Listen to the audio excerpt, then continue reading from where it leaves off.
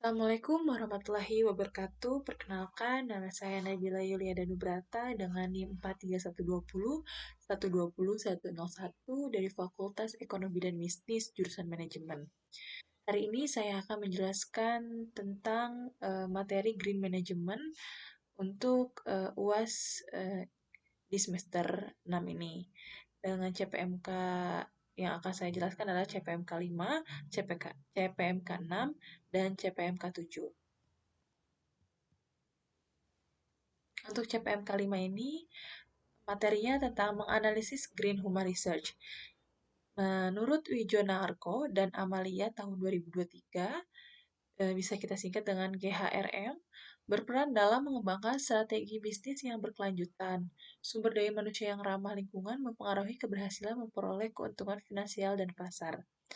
Berlanjutan di GHRM atau Green Human Research Management memainkan peran penting dengan memberikan inspirasi kepada karyawan untuk meningkatkan kreativitas mereka dan berkontribusi terhadap strategi untuk memecahkan masalah lingkungan.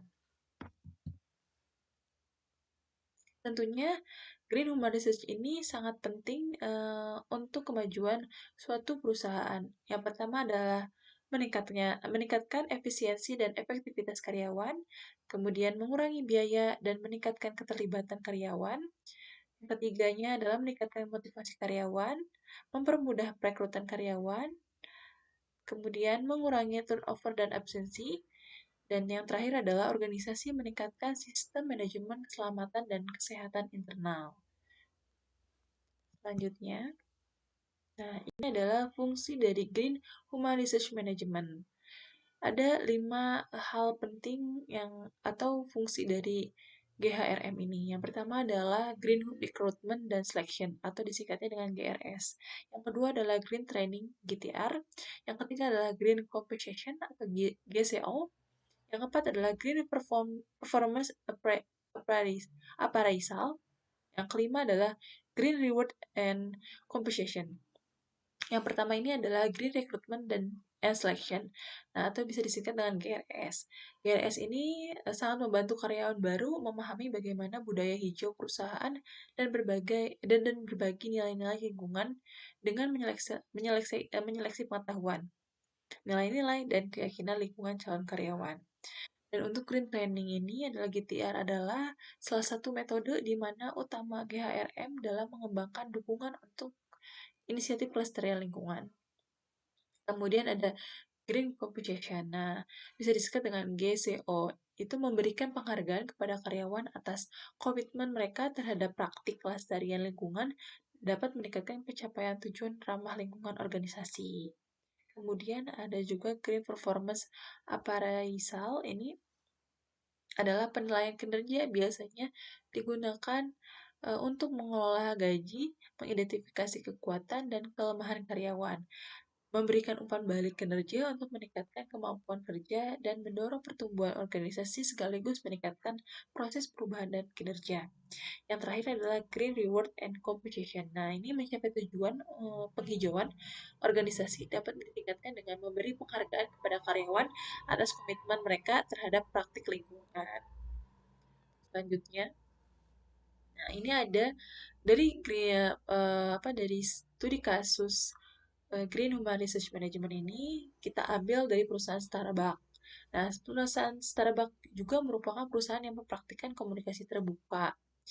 Hal ini mengakibatkan karyawan dan mitra sering memberikan masukan dan manajer sering mengadakan acara namanya forum terbuka. Nah, di sana mereka menjawab jadi manajer dan karyawan itu saling berkomunikasi, saling sharing apa saja yang kegiatan selama bekerja yang nantinya akan menjadi tanya jawab atau sesi tanya jawab dalam mengatasi masalah dan kekhawatiran yang terjadi selama pekerjaan. Starbucks ini juga percaya bahwa penting untuk mempekerjakan karyawan yang memiliki kesadaran sosial, tidak hanya dilatih untuk bekerja mereka di kafe dan kepuasan pelanggan juga. Misi mereka adalah untuk menginspirasi dan memajukan semangat kemanusiaan. Nah, kemudian ini CPMK 6 yaitu tentang menganalisis ecopreneurship. Nah, Sebelum masuk ke entrepreneurship, kita harus mengetahui dulu apa itu entrepreneurs atau wirausaha. Wirausaha adalah orang-orang yang memahami peluang bisnis baru dan mengambil resiko yang diperlukan untuk mewujudkan ide menjadi kenyataan. Ada juga entrepreneurial learning. Nah, peran pertamanya adalah menjadi forum pemahaman co-creation dan co-creation value atau benefit. Apa sih co-creation itu? Co-creation adalah atau sering disebut dengan value co-creation praktik adalah merupakan praktik menciptakan nilai bersama yang melibatkan anggota komunitas. Menurut Shaw dan kawan-kawan tahun 2009 itu, aktivitas co-creation di komunitas mendorong keterlibatan anggota untuk menciptakan dan mengembangkan nilai mereka lewat interaksi di dalam komunitas. Kemudian yang peran kedua ini itu pembelajaran kewirausahaan sebagai wadah pengembangan model bisnis baru untuk secara bertahap mengatasi ketergantungan terhadap model bisnis dan produksi yang dominan. Nah, lanjut ke intinya adalah ecopreneurship itu sendiri adalah wirausaha yang peduli terhadap masalah lingkungan dan kelestarian lingkungan. Maka dalam menjalankan kegiatan usahanya, mereka juga selalu memperhatikan daya dukung lingkungan dan berusaha meminimalisirkan dampak dari hasil kegiatan terhadap lingkungan. Nah, ecopreneurship dan kewirausahaan lingkungan mengacu pada perilaku inovatif individu dan organisasi yang beroperasi di sektor swasta yang mempertimbangkan fokus lingkungan sebagai pilar utama model bisnis dan daya saing berkelanjutan. Nah, ini ada definisi ecopreneurship sendiri dapat ditinjau dari beberapa pendekatan. Jadi ada beberapa pendekatan definisi ecopreneurship. Ada 3 pendekatan. Yang pendekatan pertama yaitu adalah ecopreneurship didasarkan pada implementasi inovasi di bidang lingkungan hidup. Ecopreneur menyadari dampak lingkungan dari aktivitas bisnis mereka dan mengembangkan inovasi untuk mengurangi dampak tersebut. Pendekatan yang keduanya adalah ecopreneurship sebagai alat strategis. Menerapkan kebijakan yang berkelanjutan memiliki dua manfaat, peningkatan prospek keuntungan dan perlindungan lingkungan. Yang ketiganya adalah ecopreneurship adalah alat untuk perubahan sosial.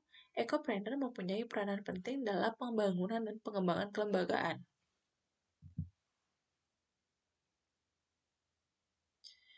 Nah, ada ini namanya eco-innovation. Nah, eco-innovation atau innovation adalah 3 konsep yang berbeda namun saling terkait dalam konteks pembangunan lingkungan. Nah, yang pertama itu adalah inovasi proses, yang kedua adalah inovasi produk, dan yang ketiga adalah inovasi organisasi. Untuk inovasi proses, yaitu uh, ini berkaitan dengan produksi barang dan jasa, tujuannya biasanya untuk meningkatkan ekoefisiensi. Nah, untuk inovasi produk ini adalah inovasi untuk mengacu pada pengembangan yang sama sekali baru produk atau layanan atau juga peningkatan produk layanan yang ada. Untuk inovasi organisasi itu berhubungan dengan rekonstruksi dalam perusahaan. Nah, di sini ada transisi ekologis. Ada elemen penting dalam transisi ekologis sebuah bisnis. Ekologi transisi itu ada namanya fair trade, ada yang namanya uh, local product, ada juga ada sustainable product. Itu saling berkaitan. Yang di dalamnya itu ada produk, ada consumer, ada distribusi, ada government. Nah, ekologi transisi ini adalah dibagi menjadi fair trade. Nah, fair trade ini adalah menurut World Fair Trade Organization (WFTO), perdagangan yang adil atau disebutnya dengan perdagangan adil adalah sistem perdagangan yang didasarkan pada dialog, transparansi, dan rasa hormat yang mengupayakan kesetaraan yang lebih besar dalam perdagangan internasional dengan berfokus pada kriteria sosial dan lingkungan. Itu adalah perdagangan yang adil di dalam ecological transisi. Terus ada juga dengan konsumsi lokal. Nah, sustainable product. Nah, konsumsi lokal dapat dicapai dengan menetapkan kebijakan keberlanjutan dalam pengaturan tertentu di mana jenis konsumsi ini merupakan pendorong utama perekonomian. Nah, jaringan informal juga dapat dibangun dengan membeli produk dari produsen yang dikenal dengan konsumen atau koperasi yang menjualnya produk di kota atau wilayah setempat. Nah, konsumsi lokal adalah bagian dari ekosistem di mana preferensinya adalah untuk produk dan jasa lokal sebagai bagian dari sistem sosial yang mempromosikan kelestarian lingkungan dan pola hidup sehat. Bagian yang ketiganya adalah produk organik. Nah, eh, produk organik menghormati lingkungan melalui produksi bebas bahan kimia.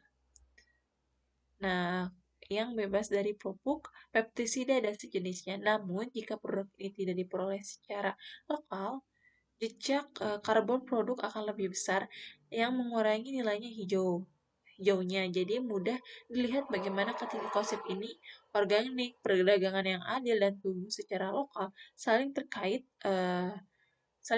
Nah, produk organik dan daging organik menawarkan sistem produksi yang berbeda dari konvensional produksi untuk mencapai keseimbangan antara ekonomi dan alam. Gitu. Jadi hal tiga tersebut adalah tiga konsep yang saling berkaitan tentunya untuk keseimbangan antara ekonomi dan alam. Kemudian, nah ini adalah salah satu contoh kita ambil dari PT Sinar Sosro. Nah, PT Sinar Sosro ini melaksanakan program pengelolaan limbah yang tepat mengubah sisa teh menjadi kompos agar tidak mencemari lingkungan. Nah, kepedulian terhadap lingkungan tidak hanya diwujudkan dalam bentuk sampah, namun juga melalui program Sekolah Sehat Sosro yang bertujuan untuk menciptakan lingkungan sekolah sehat, bersih, dan hijau.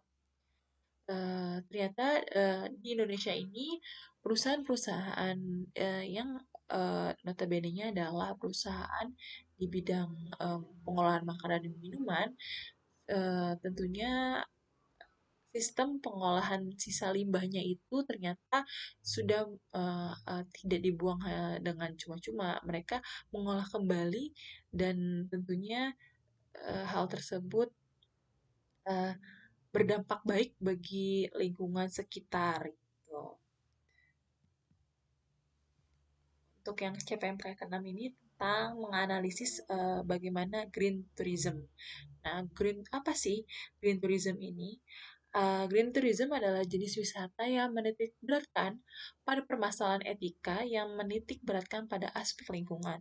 Dalam ekowisata, kelestarian lingkungan merupakan faktor utama pendukung seluruh kehidupan di sekitar, termasuk manusia. Apa itu mass tourism? Mass tourism atau dengan pariwisata massal. Berarti pariwisata massal dari sudut pandang wisatawan, jenis wisata ini mengutamakan jumlah kunjungan wisatawan sehingga mengharapkan konsumsi wisatawan dalam jumlah besar di destinasi yang sudah ada pasar standarnya. Nah, inti dari permasalahan jadi mass tourism ini adalah pariwisata massal di mana kota apa namanya, kota kunjungan wisata itu melebihi kapasitas yang harus eh, melebihi kapasitas yang ada. Nah, inti dari permasalahan biasanya dari mass tourism ini adalah dasar moral yang melandasi pengembangan industri pariwisata berdasarkan aspek ekonomi. Pada akhirnya pariwisata massal mendapat kecaman keras karena tidak peka secara budaya dan merusak baik masyarakat adat maupun lingkungan setempat. Jadi ada industri pariwisata yang notabene-nya juga mereka uh, apa namanya mengembangkan pariwisata di daerahnya, tetapi tidak seutuhnya mereka rawat dengan baik dan benar. Hal tersebut akhirnya bukan menjadi tempat para wisatawan untuk wisatawan apa namanya membantu perekonomian, malah yang ada pariwisata yang ada di daerah tersebut akhirnya tercemar dan tentunya lingkungannya tercemar dan merusak.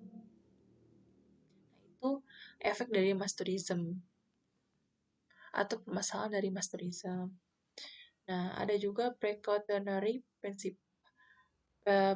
precautionary principle atau biasa disebut prinsip kehati-hatian atau kewaspadaan, merupakan sebuah konsep dalam bingkai budaya untuk mengenali gejala perubahan pemahaman sosial tentang peran yang tepat dari ilmu pengetahuan, manajemen, ekonomi, etika, politik, dan hukum dalam perlindungan lingkungan yang proaktif.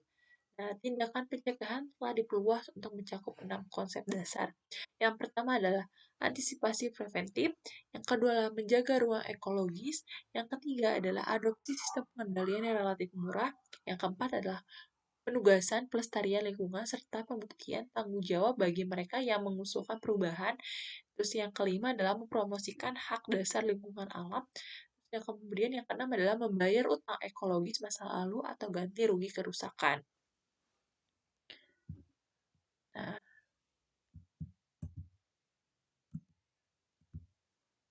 Nah, di sini ada penerapan prinsip kehati-hatian.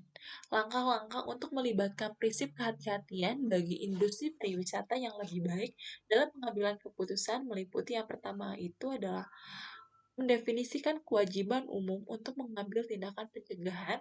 Yang kedua adalah tetapkan tujuan atau visi yang agresif untuk mencapai keberlanjutan. Yang ketiga adalah mengambil tanggung jawab untuk menjamin keamanan produk dan sistem. Yang keempat adalah buat kriteria untuk mengambil keputusan di bawah ketidakpastian.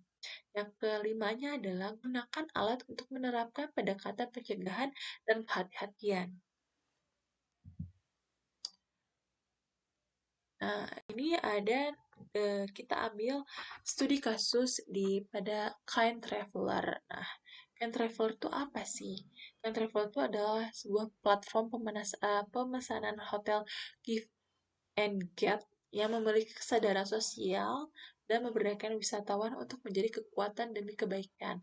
Nah, mereka itu menyumbangkan $10 ke komunitas atau badan amal lokal di dekat tempat turis menginap dan akan mendapat tarif eksklusif di hotel atau tujuan tersebut di seluruh Amerika Serikat dan sekitarnya. Jadi kan travel ini itu adanya di Amerika Serikat. Mereka itu memberdayakan wisatawan dengan untuk menjaga pariwisatanya itu dengan menjaga pariwisata dan lingkungan sekitarnya itu dengan wisatawan ketika wisatawan membayar. Nah, kan travel ini menyumbangkan biaya sebagian yang wisatawan bayar itu kepada komunitas atau badan amal lokal di dekat tempat turis menginap sebesar $10. Nah, dan untuk mendapatkan, nah tentunya mereka pun, Can Travel ini adalah salah satu dari semakin banyak perusahaan perjalanan ramah lingkungan yang ingin memanfaatkan kekuatan pemesanan rutin yang telah dilakukan dengan menggunakan untuk memberi manfaat bagi planet ini. Ini adalah cara sederhana namun efektif. Nah, sebagai contoh, salah satu perusahaan perjalanan terbaik yang telah menerapkan kebijakan pariwisata berkelanjutan, tujuan kan keberlanjutan. Nah, tujuan Cat Traveler selaras dengan tujuan pembangunan berkelanjutan SDGs, Perserikatan Bangsa-Bangsa, yaitu mencegah kemiskinan dan kelaparan, melindungi planet ini, dan meningkatkan kesejahteraan individu dan wisatawan serta binatang. Nah, ini eh, sudah banyak bahkan perusahaan-perusahaan selain Kind Traveler mereka membangun bisnis mereka tentunya untuk sistem melindungi planet ini agar tetap uh, green atau kita sebutnya dengan uh, green management. Mereka udah punya sistem itu yaitu green management. Udah banyak perusahaan yang memakai dengan sistem green management baik untuk karyawannya, untuk sistem lingkungan di sekitar mereka, dan tentunya hal tersebut perusahaan lakukan untuk kebaikan lingkungan dan individu mereka. Nah, mungkin itu yang bisa saya jelaskan tentang menganalisis dari Human Research Management, kemudian Ecopreneur, dan yang terakhir ini tentang uh, Green Tourism. Nah, tentang pariwisata. Oke, itu saja yang bisa saya sampaikan. Kurang lebihnya saya mohon maaf. Uh, Wabillahi taufiq walhidayah. Wassalamualaikum warahmatullahi wabarakatuh. Terima kasih.